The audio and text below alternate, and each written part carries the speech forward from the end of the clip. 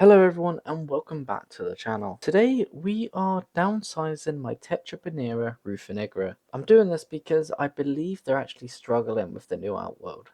So we're going to go ahead and downsize them back into their original pop F and also give them a very good clean. As you can see, the outworld actually has its own ecosystem. I didn't actually add a single springtail or anything to this, but somehow there's springtails, the odd mite, and other weird stuff in there. So again, I feel like it's too biodiverse at this stage. So I'm going to go ahead and actually disconnect their outworld. And while I do this, I'll explain a bit about the Tetraponera, how I got them, my plans for them, and any other information that I feel like you guys should need. So I got these about 3 months ago. Someone on Discord was selling them, and I thought, screw it, they're going pretty cheap. I thought I've never had these guys before. I've seen them with Ants England, and I thought, well, I want to go ahead and buy them. So far, I can't complain. So these guys are feared by a few ant keepers in the community, and so far I still don't know why.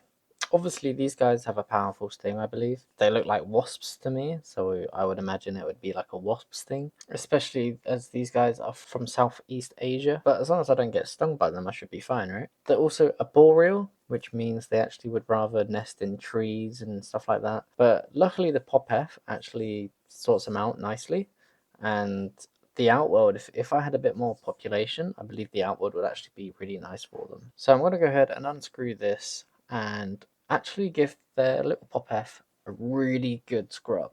So to do this, I'm just using water, good old tap water, and getting it a bit damp, and then I'm going to go ahead and use cotton wool and just use a lot of cotton wool, to be honest, and just try and get all that muck off without getting stung. So what I'm doing is, don't forget to subscribe, like, even a like would be nice.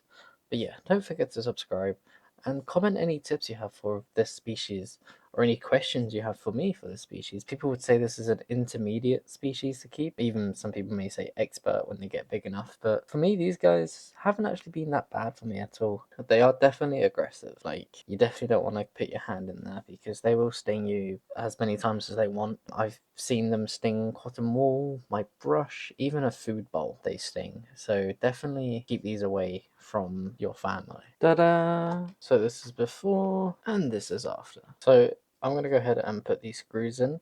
While I did this, I realized that a lot of the screws around the pop F have come loose. So I'm actually going to go ahead and tighten every single one of them. And now it's for the fun bit. Disconnecting the outworld and trying to get all of the ants from the outworld in the pop F. Unfortunately, there was a casualty. The ant on the right lost its head. I'm pretty sure I got stuck between the connector, and to be honest, this actually made me feel pretty sad. So with that body removed, time to continue. And luckily, this bit went actually pretty nice. I got my paperweight tweezers out and just went ham at picking these guys up one by one. This bit right here scared the hell out of me. This is the closest I put my fingers to one of these guys, and yeah, I was terrified.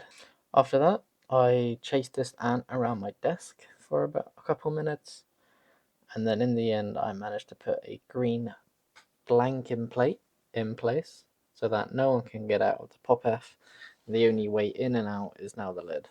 So that's pretty much it for the whole transferring. Luckily, there was no more casualties. The outworld was disassembled and everything in it was thrown out. Pretty happy that that's over now because I was pretty upset with how it went bad over time. But again, I believe that the Tetraponera rufonigra, I think it was too much too soon for them. They lost a lot of humidity in their nest.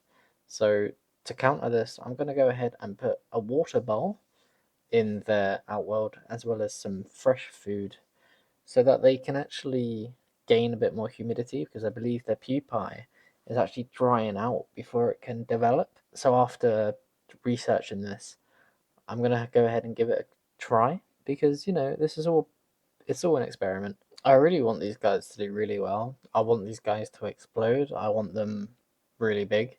I want all my colonies really big, obviously, but I want these guys to actually succeed. I really would love saying that I've successfully raised one of these colonies.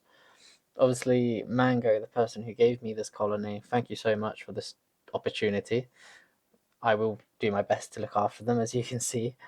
And I'm actually really happy with how their pop F has turned out because it's clean. Again, not as clean, but it's cleaner. If you guys want to know how the brood is getting on, I can't say because again, the black bits on the tube is protecting what's inside. I do hope that they're doing okay. We will find out in a later video. Thank you everyone so much for commenting on my last videos about these guys, as well as all my other ads. This is the best view you guys will get of these guys. As you can see, there's at least 8 to 10 workers in this picture already all over the fresh food. So we got the 2 sugar bowls with sugar in. Obviously, we got a water dish with some cotton in.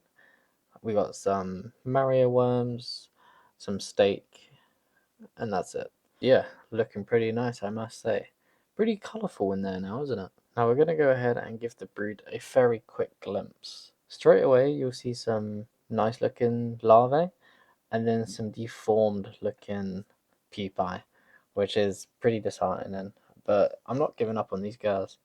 They're not giving up on me, so I'm not going to give up on these. You can kind of see here that there's some eggs. See between the legs right there? You can kind of see some yellow lines. That's the video, guys. Please subscribe, comment any questions or tips you have for these guys. Again, massive shout out to everyone who's commented in my last videos. And I'll see you guys in the next one.